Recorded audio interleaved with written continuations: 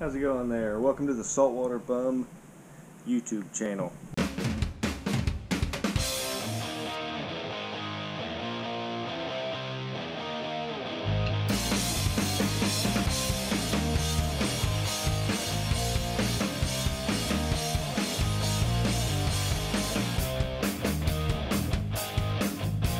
So I just want to play this little clip for you for a second, just to kind of go into what this episode is going to go into. So just listen.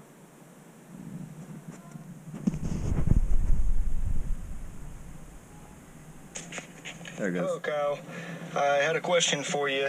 I am someone who's been surfing for about 4 years, and I have a goal of surfing Mavericks, and I know that that's right there in your backyard. So I wanted to know, what kind of advice would you give someone who's never surfed a wave bigger than maybe 8 foot or so, who wants to go and surf Mavericks? What would they do to train and prepare, getting ready to go and surf there? What are some things that you would actually recommend that need to be done or accomplished before I would then go and attempt to surf it for the first time? Any advice that you can give, I would appreciate it very much. Thanks, and have a great day. And now a little bit longer, this is his response. And by the way, this is a podcast, the Kyle Tierman podcast, so check it out. Here's his response. For sending in that voice memo. I have a few ideas that I think could be helpful for you. First thing is to write out the reasons why you want to surf Mavericks. Haven't done that yet. And be super honest about it.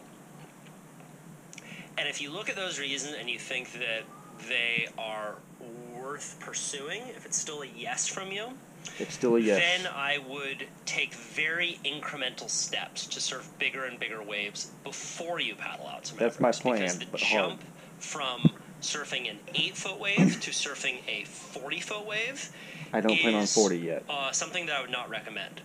So this year I would set the goal to surf maybe a 12-foot wave. 15, 18. And I would train like a goddamn demon. Because the thing is, if you're surfing waves that are out of the league, you're not just putting yourself at risk and fall on a big wave at Mavericks. Someone's going to have to come in there and save you, and you're putting them in danger as well.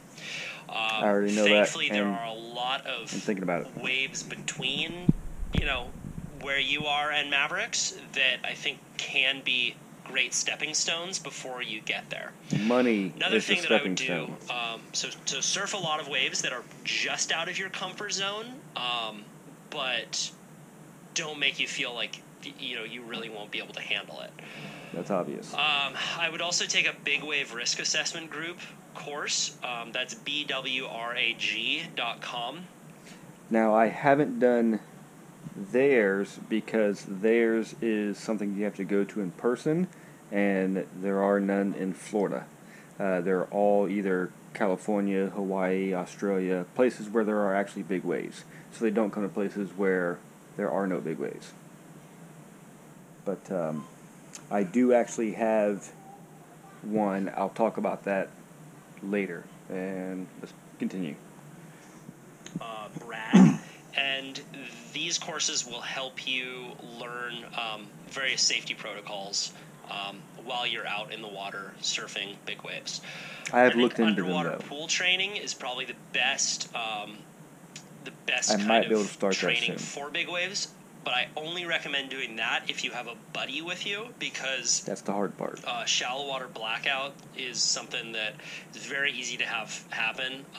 And if you don't have someone by your side training with you, I think it's too dangerous to do alone.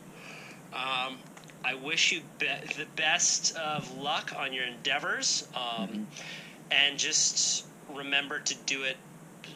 Surf for yourself, not for anyone else. And, of course. Don't do it to post it on social media. I think that a lot of people, unfortunately, surf Mavericks because they're more interested in the attention that they'll get from surfing a big wave than the act of riding a big wave themselves. Most go unnoticed. And I think that I've also fallen prey to this. It's really easy to get drunk on I would definitely go unnoticed. And praise for being a quote-unquote big wave surfer, and it's a dangerous place to be. You don't want to be there. So good luck, man. Hope that's helpful. All right, so with that being said, just a couple things here. So I've already taken training into consideration. It's just something that I haven't been consistently doing. But like he said, train like a, well, he said a demon, but I'm not going to train like a demon, but I will train and train hard, and it has to be something that's done consistently, and I got to really push it on the training. And so that's a downside of mine. I haven't considered writing any reasons out, but I have thought about why I want to surf Mavericks.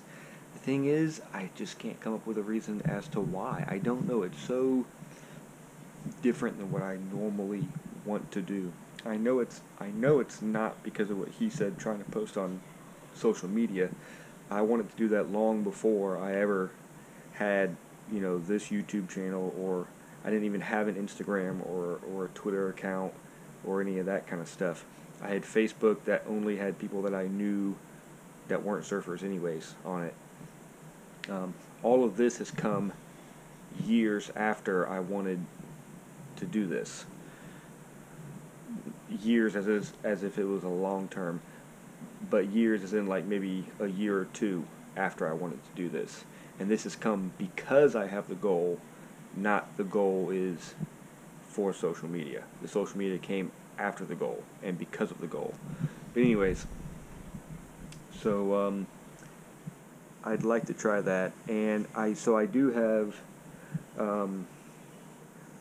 have a Ocean Warriors course that I am currently working on going through, and that's also something that has to be done with a buddy. Now, I might have just found somebody at Christian Surfers, which is the organization I've recently joined being a part of, whose goal is also to surf Mavericks. So I might be able to start training with him, and if so, I might be able to incorporate that into these YouTube videos. That'll depend on if he wants to allow me to film our training sessions. And of course, if we do end up hooking up and training, it'll be schedule-wise and how much does he want to put into it, and so on and so forth. He might not have to rely on training as much as I do because he's probably better at surfing, been surfing a lot longer than I have. So he might already be a lot further along than I am with strength and conditioning for paddling and so on and so forth. But I had discussed it with him once, so we'll see where that goes. And anyways, there isn't going to be any surfing in this edit. It's just going to be skating, but I just wanted to kind of put that out there as a little bit of an update that these are things that I'm thinking about and considering, and so we should see it happen in here pretty soon.